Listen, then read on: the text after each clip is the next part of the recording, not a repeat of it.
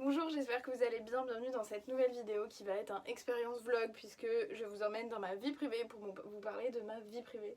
Ça fait un long moment que j'ai pas fait ça parce que ça devenait compliqué pour moi de parler de moi sur internet puisque j'ai commencé une thérapie il y a de ça 2 ans et que je suis forcément passée par toute cette question de ma vie privée et ma vie publique, mon exposition sur internet depuis maintenant 6 ans, le pourquoi du comment, aussi peut-être une question du besoin de validation des autres, etc. Ce qui m'a un peu fait exploser le crâne et fait beaucoup réfléchir sur mon rapport à moi-même et à mon rapport à l'image. Autant j'ai pas du tout de mal à me montrer avec mes failles, enfin en tout cas je l'ai toujours fait comme ça, je me suis toujours montrée avec pas mal de mes failles, beaucoup de sincérité, d'authenticité et très peu de filtres je crois parce que j'avais très peu de contrôle là-dessus. En tout cas je réalisais pas en fait la teneur de ce que je faisais sur internet.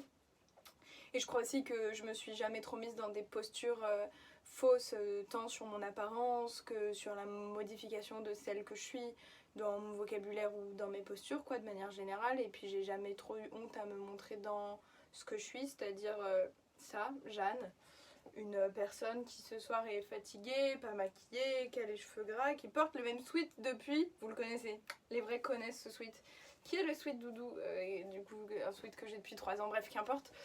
Voilà, du coup je pense que j'ai toujours eu cette honnêteté sur internet à m'exposer comme je suis, et en même temps plus le temps a passé, plus j'ai grandi et pris de la maturité, et plus cette idée est devenue absolument effrayante, parce que je n'avais plus complètement le contrôle sur mon image, enfin si j'avais le contrôle sur mon image mais j'en avais déjà beaucoup donné, et j'ai beaucoup réalisé ça quand en fait on s'est mis à me reconnaître beaucoup, enfin quand même beaucoup, proportionnellement je trouve à la petite communauté que j'ai sur internet, j'ai trouvé qu'on me reconnaissait vraiment. Et dans des cadres très divers et variés, que ce soit au cinéma, que ce soit dans la rue, que ce soit dans les bars, au musée, en soirée. Et c'est trop cool, je trouve ça absolument génial de mettre des visages sur des gens qui nous suivent, de se faire féliciter pour son travail, encourager comme ça. Vraiment c'est hyper rassurant, ça rend le truc très réel et c'est quand même un moteur de ouf et c'est hyper agréable en fait. Mais en même temps il y a un moment où c'est un peu déstabilisant parce que le rapport est pas du tout égalitaire puisque vous me connaissez énormément. Enfin je crois, enfin oui quand même, vous me connaissez beaucoup dans mon intime, dans celle que je suis, dans mes goûts, dans mes failles, dans mes crises d'angoisse, ce que j'ai pu vivre amoureusement, dans mon parcours scolaire, dans où est-ce que j'habite, dans potentiellement ceux qui sont là depuis très longtemps, ma famille, mes amis, des choses comme ça. Et moi, bah, je vous connais pas. Je sais pas, enfin, je vous connais à travers des pseudos, parfois à travers des prénoms, de temps en temps on discute, mais 8000 personnes sur Instagram et 18 000 sur YouTube, c'est pas palpable et c'est pas possible physiquement, socialement, de gérer autant de relations.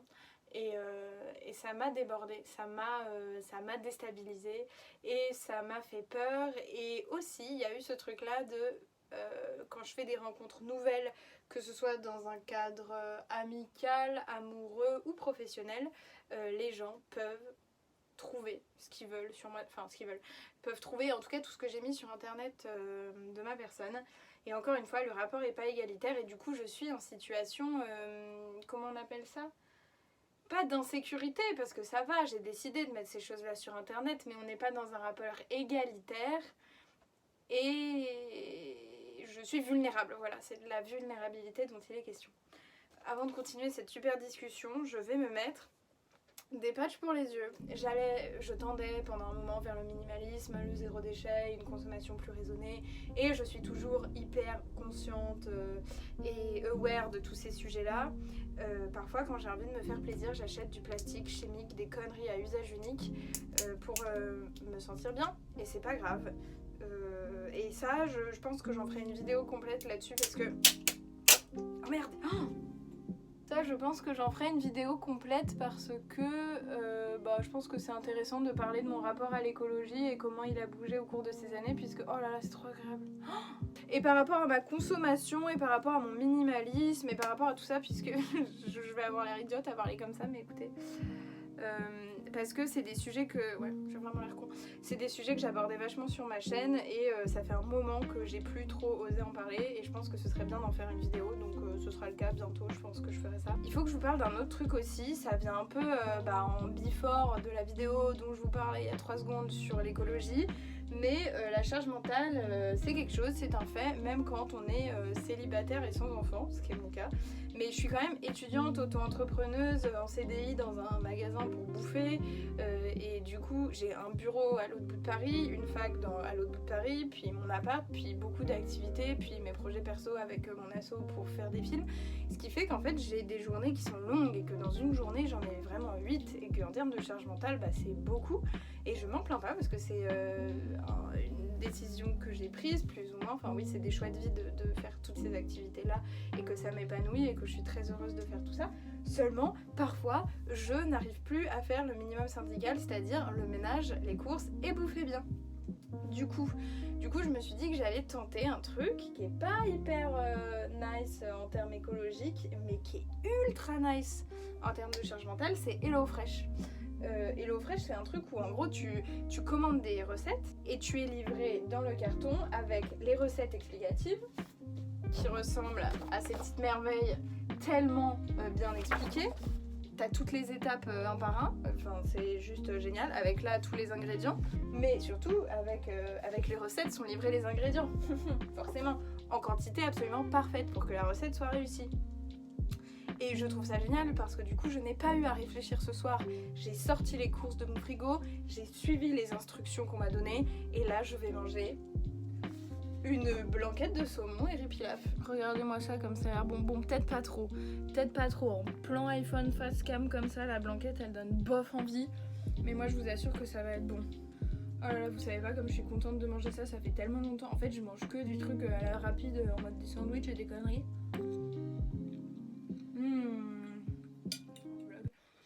Avec les expériences vlog, en fait, je montre quand même mon quotidien et il y a aussi ce truc de mise en scène. Et c'est con, mais j'essaye, je vous jure. Depuis septembre, j'essaye de filmer mon quotidien. J'aimerais bien vous montrer à quoi ressemblent mes journées, comment je bouge dans tous les sens et puis ce que je fais et mes nouvelles habitudes et comment je vis dans mon appart et tout. Mais en fait, c'est impossible. Je ne sais pas pourquoi. Je commence, pas tous les matins, mais je commence certains matins. Et en fait, j'arrête très vite. Très vite, j'ai pas le temps parce que je me fais emporter par la vie.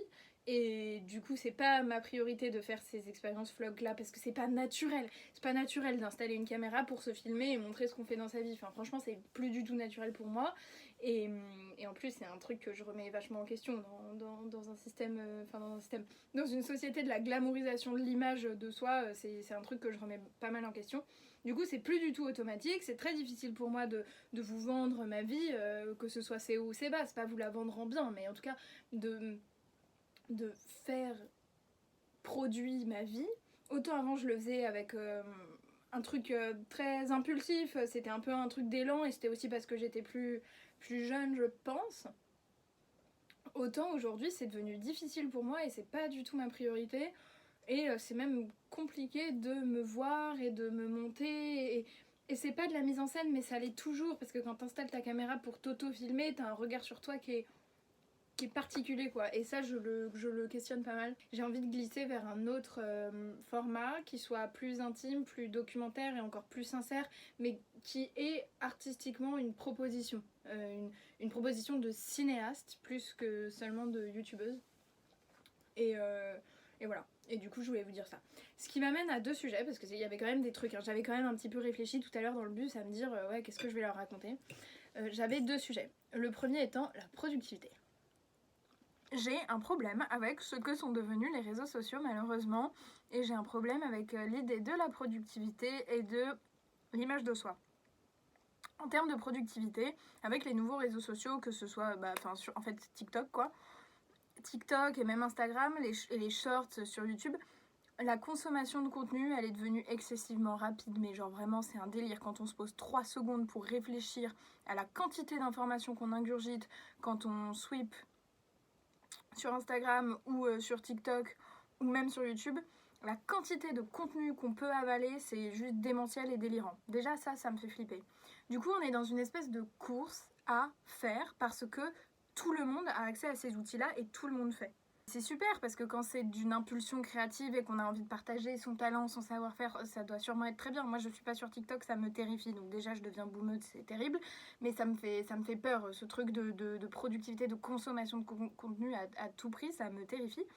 Parce que en fait la quantité de travail qui est mise dans ce genre de vidéos, bah, quand les vidéos elles sont instructives c'est génial, mais quand il s'agit juste de danse ou de montrer de la surconsommation et surtout de la mise en scène, de la glamourisation de la vie, ça me dérange profondément parce que ça fait naître que des sentiments négatifs chez les gens qui les regardent. Moi la première, j'ai encore ce souci là aujourd'hui avec Instagram de moi aussi je veux ce produit là, moi aussi je veux faire ça, moi aussi j'aimerais être productive comme cette personne là.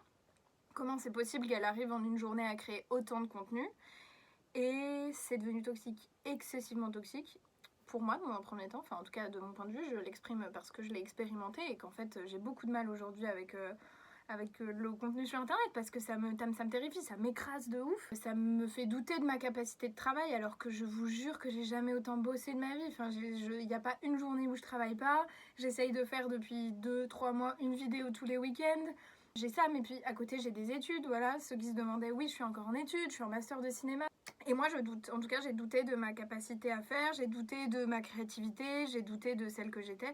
Et ça me terrifie et j'avais envie de partager ça avec vous parce que ce qui est le plus dur je pense là-dedans, c'est que quand on commence à goûter aux réseaux sociaux et à ce truc de communion, enfin d'entente avec la communauté, de discussion, de partage entre vous et moi justement, quand on y goûte, quand on a malheureusement un peu l'habitude de ça ou quand on y prend goût, quand il n'y a plus, ça fait vraiment mal. Et ça fait mal parce qu'on doute de soi et de sa valeur alors que concrètement, bah, on ne devrait pas du tout. Et voilà, et j'avais besoin de vous dire ça parce que c'est difficile aujourd'hui pour moi d'exister sur internet. J'adore, je prends trop de plaisir. Je prends trop de plaisir à faire des bilans culture, à échanger avec vous. Je trouve ça absolument incroyable, toutes les opportunités que ça m'a donné, de rencontrer des gens de ma boule, que ce soit sur Emmaüs, que ce soit pour des projets de ciné. Enfin, des gens qui sont aujourd'hui devenus des amis dans mon quotidien et tout. Enfin, c'est démentiel et absolument génial et j'ai une chance de ma boule. Et en même temps, ça me fait peur et ça demande énormément de travail. Et aujourd'hui, les stats et les algorithmes font pas remonter mon travail, ce qui est pas grave. Mais proportionnellement à l'investissement que ça me demande et à ce que ça me coûte de réflexion thérapeutique sur ma propre personne, ce que vous ne voyez pas et que je vous exprime et vous balance absolument là maintenant, et bah c'est trop. Et je crois que j'arrive plus à gérer ce rythme.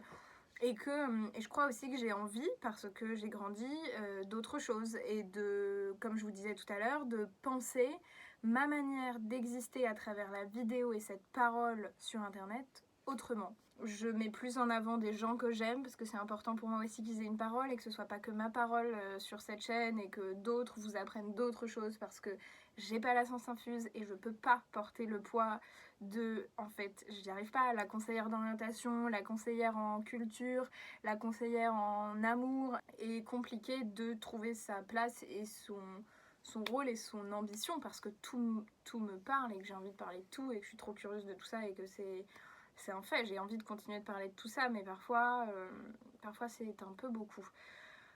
Et si j'en viens à ça, c'est parce que j'ai envie de vous proposer un nouveau projet. J'ai envie d'en discuter avec vous et de savoir si vous serez là, parce que c'est un gros move que je veux pas faire seule, que je veux faire avec vous, puisque en fait cette chaîne YouTube c'est pas moi, enfin c'est mon existence qui rencontre la vôtre et on essaye ensemble de faire des belles choses. Enfin, en tout cas c'est comme ça que moi je le conçois. Pour continuer à créer du contenu, j'ai peut-être besoin un peu de votre aide ou en tout cas de passer sur une nouvelle plateforme pour pousser cette idée de l'expérience vlog autre part dans une idée plus documentaire et intéressante en termes de réalisation de documentariste, même si ça va être auto-centré sur moi. J'ai envie de tester des nouveaux formats. Et j'ai envie bon allez vas-y je vous le dis parce que sinon on va pas s'en sortir, j'ai envie de faire un Patreon. J'ai envie de faire un Patreon pour que vous puissiez vous abonner à mon contenu, que ça me permette de sortir quelques revenus de cette création de tout ce que je fais en fait sur internet de manière gratuite quand même depuis un petit moment. Et comme ça permettrait à la communauté d'être plus petite, moi de contrôler aussi, d'avoir un rapport de confiance avec les gens qui s'abonnent pour montrer des choses peut-être plus intimes, plus travaillées de mon quotidien, de mes réflexions, de justement ce truc-là que vous aimez bien dans les expériences vlog où je parle encore une fois de mes failles et de ce qui m'anime et de choses comme ça, de manière plus intime, quoi.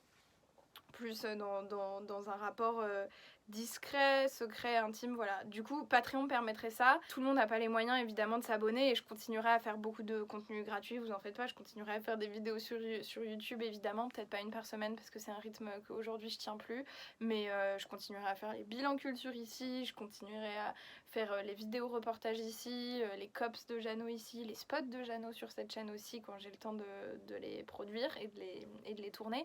Mais voilà, pour ce qui est de l'expérience vlog, je crois que j'ai envie d'aller plus loin et d'y aller sur Patreon. Tout n'est pas établi, tout est pas complètement établi, j'ai pas bien cadré encore exactement dans quelle direction que je veux aller, même si j'ai trop d'idées et c'est trop cool que créativement j'ai envie de faire ça parce que ça me motive beaucoup et notamment sur une idée de l'audio. En fait, j'ai envie de travailler l'audio, peut-être plus que la vidéo, mais bon. En tout cas, voilà, j'avais envie d'en parler avec vous, de vous émettre cette idée-là, qui mûrit encore dans ma tête, mais qui me semble quand même viable et intéressante, dans laquelle je trouverais satisfaction créativement et peut-être un peu financièrement aussi, on va pas se mentir. Et vous, peut-être que vous me retrouverez plus sincère ou à un endroit où vous m'avez peut-être perdu depuis quelques mois parce que ça m'a fait un peu peur, voilà. Je sais pas ce que vous en pensez, j'aimerais beaucoup le savoir parce que c'est vrai que ça fait un moment que ça existe et j'ai l'impression qu'avant on avait des échanges plus intimes et ça me manque un peu quand même parce que maintenant j'ai l'impression qu'il y a beaucoup d'abonnés qui sont de l'ombre mais j'aimerais bien que ce soit plus qu'une simple consommation et qu'il y ait pas des apprentissages, je prétends pas vous apprendre des trucs, mais qu'il y ait un truc d'échange quoi, enfin, ça reste quand même important. Parce que c'est vraiment très peu monétaire quoi. Enfin, j'espère que vous comprenez quand même que ma motivation elle est pas là-dedans et que c'est quand même un truc qui constitue mon identité. C'est ouf à dire mais Jeanne Lyra c'est moi quoi. Depuis 6 ans, 7 ans, 6 ans ouais. C'est moi quelque part, en tout cas sur internet, en tout cas publiquement pour vous. Bon, toujours est-il que c'est moi en fait, c'est moi cette personne sur internet, c'est moi qui est en train de vous parler, c'est moi qui crée ce contenu, c'est moi qui décide de me filmer, c'est moi qui décide de me monter, c'est moi qui décide de vous balancer ça. Et je le fais parce que j'aime ça, que ça m'a apporté tellement de choses que je veux pas y renoncer et que je crois que c'est quand même un endroit qui est super et je parle pas de taille en fait, j'ai pas envie de grossir, je trouve que c'est trop bien qu'on soit intime comme ça et c'est très chouette et ça me va très bien mais j'ai envie de m'y retrouver plus en termes de créativité et tout ça. Voilà, bon j'ai beaucoup parlé mais j'avais besoin et envie de vous dire tout ça depuis un moment mais je crois que là j'avais enfin aligné mes idées, j'avais enfin une solution qui est donc ce potentiel projet du Patreon. Et que voilà, j'avais enfin le courage et l'envie de vous en parler. Du coup, j'aurais fait l'intégralité de la vidéo avec ces patchs sur les yeux et j'aurais eu le temps de dîner, c'est super. Attendez, on va voir. Est-ce que je suis devenue belle en l'espace de... Oh là là! Vous pouvez aussi me suivre sur Instagram parce que j'y partage plus quotidiennement certains événements qui me font kiffer, les films que j'ai envie de voir et des choses comme ça. Enfin, vous verrez, en gros, suivez-moi sur Instagram. Je vous fais de gros bisous. Je vous remercie de me suivre depuis tant d'années ou depuis 2 jours si c'est le cas, de porter de l'attention à mon travail et de voilà, pour votre bienveillance toujours, parce que c'est quand même beaucoup de bienveillance, de messages positifs, d'encouragement et de joie et de rencontres et de trucs assez ouf depuis que j'ai créé ce truc. Même si ça me fucked up à l'intérieur de moi-même, bah c'est trop bien et j'en suis fière et contente et reconnaissante. Voilà, je vous embrasse très fort, je vous dis à la prochaine, gros bisous, à dimanche prochain, enfin je sais pas quand cette vidéo sortira parce que je vais arrêter de me mettre la pression. Je vous embrasse, à très vite, bisous, ciao.